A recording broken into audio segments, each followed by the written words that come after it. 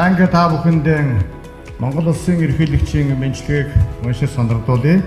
Эрхэм хүнс үйлдвэрлэгч малчид тариаланч та аймаг сумдын удирдлага салбарын мэргэжчнүүдээ их орныхон үржил хэмт хөрсөнд эрүүл мэндийн сургуулагч мал аж ахуйн үйлдвэрлэл эрхлэгч баялаг бүтээгчид та бүхэндээ ажил бүтээл ундарсан алтан намрын мэндийг өргөн дэвшүүлье. Монгол Улсын ерөнхийлөгч хүн амынхаа хүнсний хангамж аюулгүй байдалд онцгой анхаарч доктортой хөгжлийн зорилготой уялдуулсан хүнсний хувьсгал үндэсний хөдөлгөөнийг санаачлан улсын хэмжээнд өрнүүлж буйг та бүхэн мэднэ.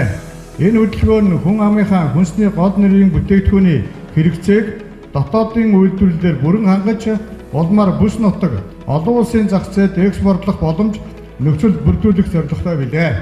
Цар тахал геополитик, тээвэр логистикийн асуудлаас улбаалan хүнсний хомсдол хүн төрөлхтний өмнө тулгамдсан асуудал болж монголчууд бид үйлдвэрлэж байгаа бүтээгдэхүүнээ орчин үеийн технологийн дэвшлиг ашиглан сайжруулж олон улсын стандартад нийцүүлэн экспортод гаргах боломжийг бий болгоход анхаарах шаардлагатай байна.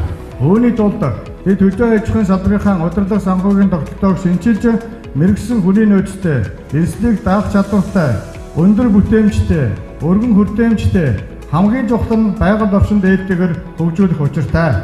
Монголчууд бид мах, гурил, төмөс гэсэн 3 бүтээгдэхүүнээр дотоодын хэрэгцээг бүрэн хангаж байна.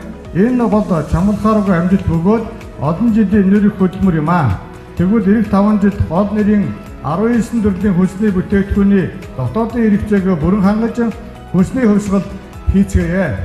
Өөрөөр хэлбэл махан бүтээгдэхүүн, сүүсүүн бүтээгдэхүүн, төмөс, ловон, байцаа, манжин, сонгон, сармис, хүрэн манжин, гурил, урдан бүтээгдэхүүн, хүлэмжийн ногоо, өндөг цэцгийн дос, хүнсний давс, дахиад мах, ургамлын досоор хүн амын хүнсний хэрэгцээг дотоодоос бүрэн хангаж цаашдаа элсэн чихэр, төрөл бүрийн бодаа, гахаа мах, жимс зэмсгэнээр ханх ажлыг эрчимжүүлэн эхлүүлцгээе. Энэ салбарын урт хугацааны хөгжлийн стратеги хөтөлбөрийг хэрэгжүүлэх технологийн шинжилгээ хийх зорилгоч та бидэнд бий.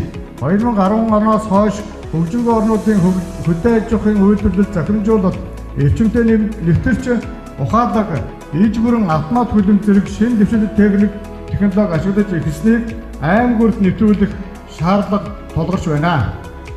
Бидний өвөглөөд өнө эртнээс нүүдлийн мал аж ахуй эхэлж хоол хүнс, дээд хувцас, эд зүйлсээ өөрсдөө үйлдвэрлэж бодлоо 8 эрхэж бусдаас хараа тус явж ирсэн багтан төвхтэй билээ. Өвөглөөдсийн сургаал түүхэн туршлагаас харахад монголчууд бид монгол хүнсээр дотоодын хэрэгцээг хангаж үндэсний аюулгүй байдлаа баталгаажуулж ирсэн байна.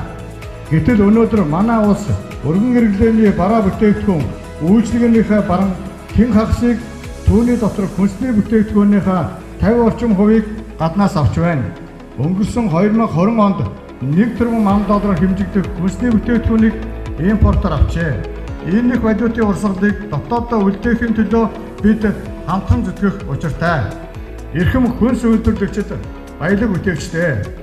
Бид цаашид шинэ зууны хөгжлийн бодлогоо тодорхойлж хөдөө аж ахуйн бүтээгдэхүүний үнгүүллийг арилгах, малын гаралтай түүхийн эдийн үн цэнийг нэмэгдүүлэх, импортыг орлох, эцсийн бүтээгдэхүүн үйлдвэрлэх, дотоодын хэрэгцээг гол нэрийн хүнсээр бүрэн хангах, оршуулагчдын санхүүгийн чадамжийг бэхжүүлэх, аж ахуйг хөгжүүлэхэд зориулж тусгай зээл, хөрөнгө оруулалтын дэмжлэг үзүүлэх, олон төрөлт хоршоог бий болгох зэрэг ажлуудад идэвх санаачтай оролцох шаардлагатай байна.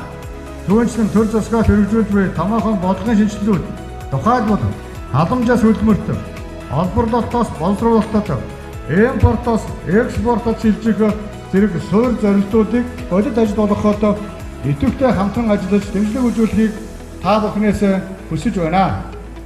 Мөн ажлын байраа нэмэгдүүлэх, бүтээмжээ сайжруулах, шинэ технологи, инновац нэвтрүүлэх, гадаад дотоод зах зээл чиглэсэн үйл ажиллагаа өргөжүүлэх, гадаад худалдааны болон эдийн засгийн бусад хөнгөлөлт чөлөөлтүүдийг идэвхтэй ашиглах, нэг шаардлагатай болсон хүчнийг бэлгэхэд онцгой анхаарах шаардлагатай байна.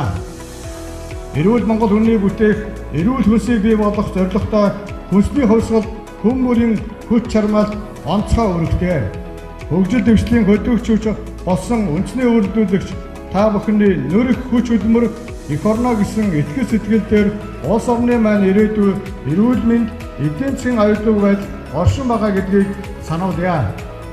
Хүн амын хэрэгцээд бүтээгдэхүүнээр бүрэн хангах, хүнсний аюулгүй байдал, чанар стандартыг сайжруулах үйлсэд оюун ухаан, хүч чадлаар ажиллан ажиллаж хүнс хөдөө аж ахуйн салбарынхаа нийт ажилчид, малчид, тариаланчид, аж ахуйн салбарын нийт ногоочид та бүхэндээ урах цариун ажил нь өрнөн байхын ерөөлөг өргөё.